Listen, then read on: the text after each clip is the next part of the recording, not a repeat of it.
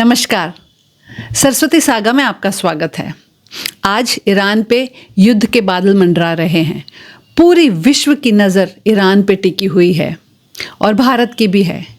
भारत और ईरान के संबंधों की एक बहुत बड़ी कड़ी है एक पोर्ट, एक बंदरगाह चाबाहार।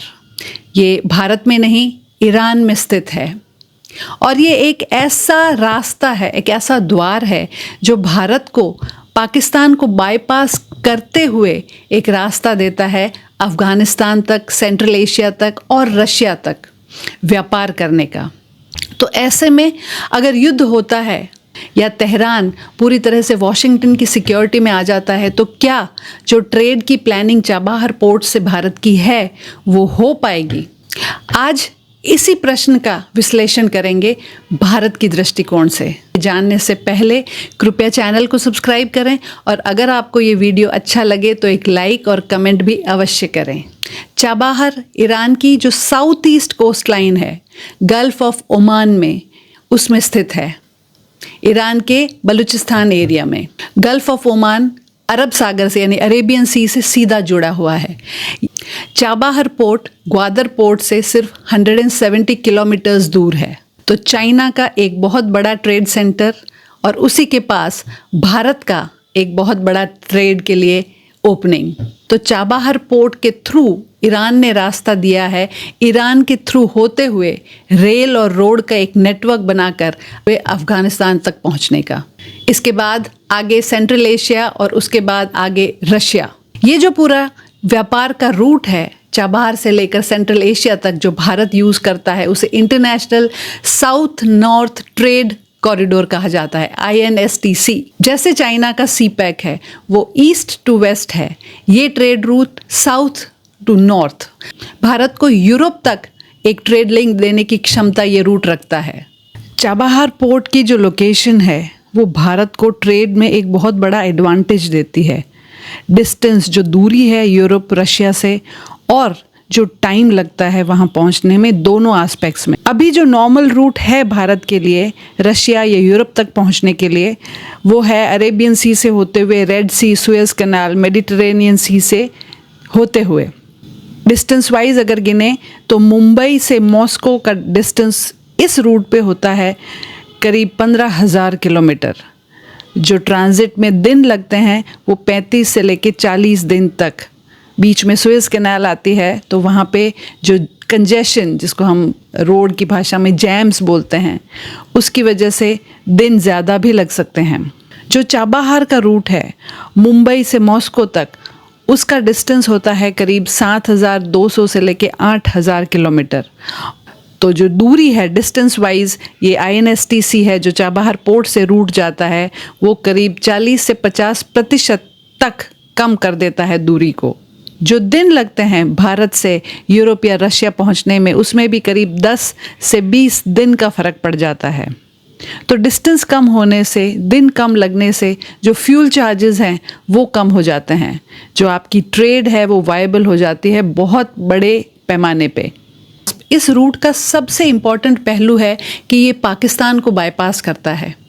हम सब जानते हैं कि अफ़गानिस्तान और भारत के बीच में पाकिस्तान आता है। भारत का कोई डायरेक्ट एक्सेस अफ़गानिस्तान तक नहीं है और भारत पाकिस्तान के बीच संबंध बहुत ही बिगड़े हुए हैं। सारी ट्रेड बंद है तो पाकिस्तान के थ्रू भारत को कोई एक्सेस अफ़गानिस्तान में नहीं है और इसके चलते चाबाहार पोर्ट की इम्पोर्टेंस और भी बढ़ जाती है। भारत पाकिस्तान को पूरी तरह से बाईपास करते हुए अफ़गानिस्तान, रशिया और आगे यूरोप तक पहुंच सकता है। चाबाहार पोर्ट एस्टैब्लिश हुआ 2016 में। एक ट्राइलैटरल एग्रीमेंट हुई भारत, ईरान और अफ़गानिस्तान के बीच। 2018 में चाबाहार पोर्ट का संचालन एडमिनिस्ट्रेशन भारत ने शुरू किया। भारत की IPGL, Indian ports global limited द्वारा ये संचालन शुरू किया गया। 2024 में भारत ने एक 10 साल का एग्रीमेंट ईरान के साथ साइन किया है ट्रेड के लिए। तो इससे हम समझ सकते हैं कि भारत का प्लान लंबा है। अब ये समझते हैं कि जब अमेरिका ने ईरान पे इतने सैंक्शंस लगाए हुए हैं तो चाबाहार पोर्ट कैसे अलाउ किया भारत को? इसके पीछे की वजह है अफ़गानिस्तान। अफगानिस्तान के साथ युद्ध के बाद यूएस अफगानिस्तान को रीबिल्ड करना चाहता था, उसको सपोर्ट करना चाहता था, और इसीलिए अफगानिस्तान तक पहुंचने के लिए भारत को चाबहार पोर्ट की परमिशन मिली। और क्योंकि ईरान की हाल की गवर्नमेंट अमेरिका के कंट्रोल में नहीं है और भारत की तरफ एक नॉर्मल रुख रखती है, तो ईरान ने रेल और रूट बनाने की परमिशन भारत को ईरान के अंदर दी। बीच में अज़रबैजान भी आता है।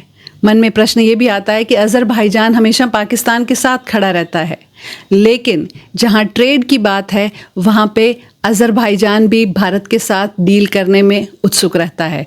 उसने भी अपनी ज़मीन के अंदर से इस रूट को बनाने की परमिशन दी हुई है। इस रूट पे काफ़ी बिजनेस ऑलरेडी हो चुका है। अब आते हैं मूल प्रश्न पे कि अगर युद्ध हुआ और यहाँ पे सरकार बदली तो क्या होगा चाबहार पोर्ट का। इसके लिए थोड़ा सा इतिहास जानना ज़रूरी है। ईरान में हाल के इस्लामिक गवर्नमेंट आने से पहले शाह रज़ा का रूल था। 1979 में वहाँ पे इस्लामिक रिवॉल्यूशन हुआ, शाह की गवर्नमेंट को गिरा दिया गया और ये नई गवर्नमेंट स्थापित हुई। तब के रूलर थे खोमेनी और आज जो उनके सुप्रीम लीडर हैं वो खमेनी। 1979 में तेहरान में जो अमेरिकन एम्बेसी थी उसमें इस्लामिक रिपब्लिक पार्टी ने कब्ज़ा कर लिया और वहाँ के 52 डिप्लोमेट्स को अपने गिरफ्तारी में ले लिया। 444 दिन लगे थे अमेरिका को उनकी रिहाई करवाने के लिए, और तब से ही ये बैर अमेरिका और ईरान के बीच चल रहा है।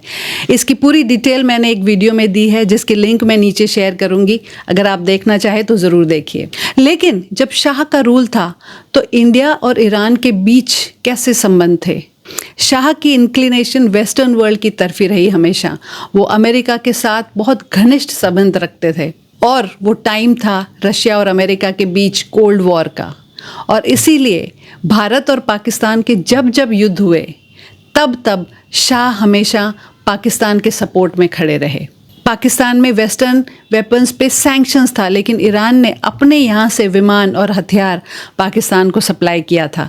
ओपन तौर पे ईरान पाकिस्तान के साथ खड़ा था शाह के रूल के दौरान भारत के खिलाफ। वजह थी अमेरिका। जब खमेनी की पार्टी ईरान में आई तो अमेरिका से उनका रिश्ता टूट चुका था। अमेरिका का प्रभाव बिल्कुल नहीं था।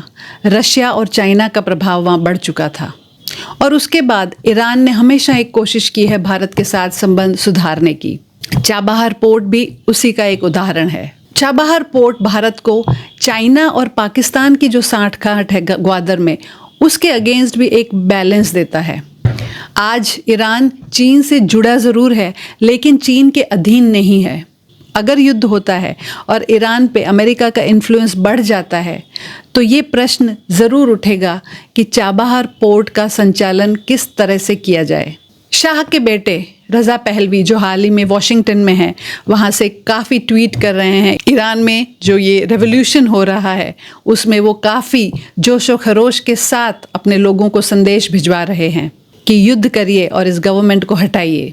वो खुद वॉशिंगटन में बैठे हैं और ईरान में आज हज़ारों लोग मर चुके हैं। तो अगर ये गवर्नमेंट बदली जाती है और रज़ा पहलवी को वापस लाया जाता है तो रज़ा पहलवी कंप्लीटली अमेरिका के कंट्रोल में रहेंगे, इसमें कोई दो राय नहीं है। और अमेरिका के रहते चाबहार पोर्ट से रशिया तक का जो रूट है वो चल पाएगा कि नहीं, ये एक बहुत बड़ा प्रश्न है। अमेरिका की हमेशा से नीति रही है कि अपना पावर पूरी तरीके से इस्टेब्लिश करे। अगर कोई देश पावरफुल होना चाहे तो ये अमेरिका को पसंद कम आता है। तो भारत के लिए प्रश्न ये नहीं है कि कौन शासन करेगा ईरान पे। भारत का प्रश्न ये रहेगा कि जो चाबहार से उसको ट्रेड कॉरिडोर मिला है INSTC, वो कितना चल पाएगा, कितनी डिप्लोमेसी काम आएगी और कितना पावर दिखाना होगा भारत को। ये एक बहुत बड़ा प्रश्न है भारत की सरकार के आगे। निष्कर्ष के तौर पे अगर हम जो कहें तो जो अमेरिकन इन्फ्लुएंस वाली शाह की गवर्नमेंट थी वो भारत के लिए ज़्यादा अच्छी नहीं थी। अब आगे ईरान में क्या होगा, ईरान और भारत के संबंधों का क्या होगा और क्या होगा चाबहार पोर्ट का, ये सिर्फ भविष्य ही बता सकता है। नमस्कार, जय हिंद।